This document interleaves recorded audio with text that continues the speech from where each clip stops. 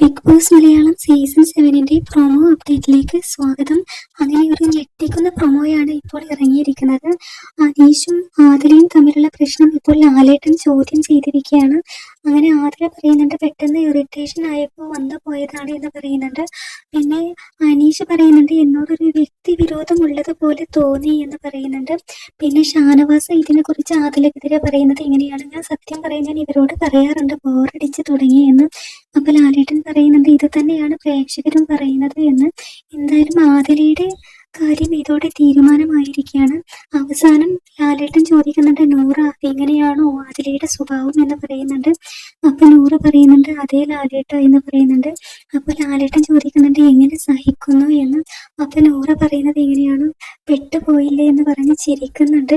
എന്തായാലും ആദിലയുടെ കാര്യം ഇന്നത്തോടെ തീരുമാനമായിരിക്കുകയാണ്. പ്രേക്ഷകർ ആഗ്രഹിച്ചതുപോലെ ലാലേട്ടൻ ആദിലയെ ചോദ്യം ചെയ്യുന്നുണ്ട്. ഇന്ന് രാത്രി എപ്പിസോഡിൽ അറിയാം.